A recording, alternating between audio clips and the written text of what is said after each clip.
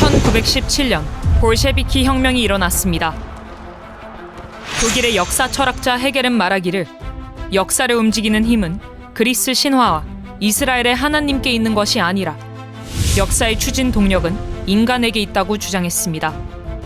그리고 이러한 헤겔의 사상은 독일의 공산주의 혁명 사상가 엥겔스와 칼 마르크스에게로 옮겨갔습니다.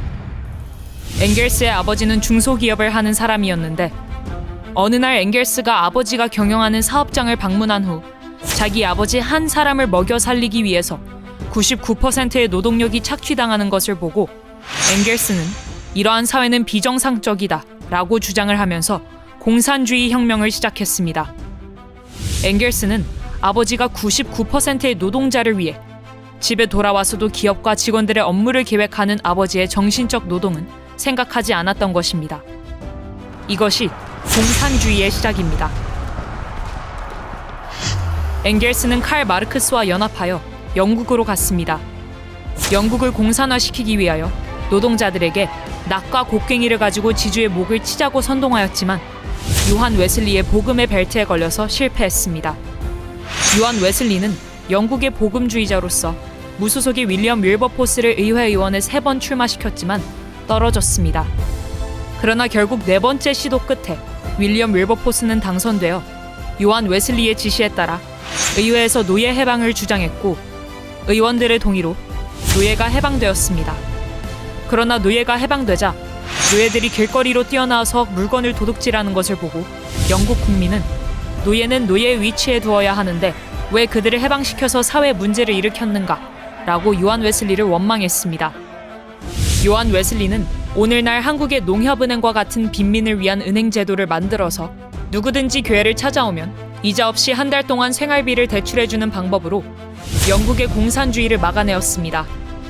칼 마르크스와 엥겔스는 영국 공산혁명에 실패하자 러시아로 갔습니다.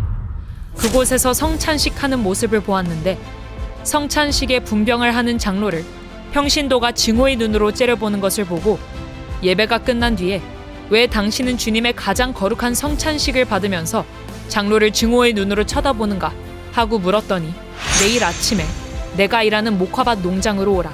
그러면 그 이유를 알려주겠다. 라는 답을 받았습니다. 아침부터 시작된 목화밭 농장에서 떡과 포도주를 나눠준 장로가 주일날은 천사가 되고 월요일부터 토요일까지는 종들을 향하여 채찍을 때리는 것을 보고 그때 러시아는 이제 우리 것이다 하고 주장하며 학교 교사 23명을 선동하여 볼셰비키 혁명이 일어나게 되었습니다. 1917년 혁명이 유고, 체코, 오스트리아, 우즈베키스탄, 카자흐스탄, 키르기스탄, 그리고 소비에트 러시아를 다 불태우고 내려올 때 개신교의 복음의 벨트인 덴마크, 스웨덴, 노르웨이, 핀란드, 서독에 걸려서 공산주의 혁명이 저지가 되었습니다. 그때 이탈리아의 좌파 공산주의자 안토니오 그람시가 공산주의가 가장 위대한 제도인데 왜 복음의 벨트에 걸리면 힘을 쓰지 못하는가 하고 감옥에서 생각하다가 개신교의 복음의 벨트를 무너뜨리기 위하여 동성애, 이슬람, 차별금지를 전면에 내세웠습니다. 그 결과 프랑스 68혁명이 일어났고 이것이 미국으로 건너가 전 세계가 동성애, 이슬람 차별금지로 무너지게 되었습니다. 동쪽으로 볼셰비키 혁명 세력이 동독을 점령하고 중국을 점령하고 동남아 일부를 점령하여 이것이 북한으로 들어가서 주사파의 옷을 갈아입고 대한민국으로 침투하여 오늘날 대한민국이 주사파에 의해 점령되는 세상이 되었습니다. 이것을 이길 수 있는 유일한 힘은 복음밖에 없습니다.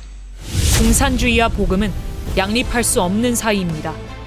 오늘날 대한민국은 정치, 경제, 사회, 군사, 외교, 문화, 언론, 민노총 등이 완전 주사파에 점령된 상태이고 그 증거는 김대중, 노무현, 문재인이 평양에 가서 낮은 단계 연방제를 서명하므로 그때부터 대한민국은 무너졌습니다. 북한과 중국이 해킹 부대를 통하여 대한민국의 선거를 완전히 점령하므로 윤석열 대통령이 분노하여 중앙선관위를 압수수색하기 위해 계엄령을 선포하게 되었습니다. 그러나 당시 법사위원장이 헌법재판소에서 내란 혐의를 뺐음에도 불구하고 헌법 밑에 있는 국회에서 법률을 만들어 윤석열 대통령을 내란 수괴로 몰아 서울구치소에 감금시켰습니다. 이제 우리는 헌법 위의 권위인 국민 저항권으로 광화문 광장에 1,000만 명이 모여 이미 북한 주사파에게 점령된 대한민국을 정상적 국가로 구출해야 할 것이며, 이승만 대통령이 세웠고 박정희 대통령이 일으킨 세계 경제 6위, 군사력 5위의 나라를 속히 구해야 할 것입니다. 이재명 대통령은 연말까지 자진하야해야 할 것이며, 국회의원들은 자진 사퇴하고 3개월 안에 재선거를 실시하여 대한민국을 정상적 국가로 바로 세워야 할 것입니다.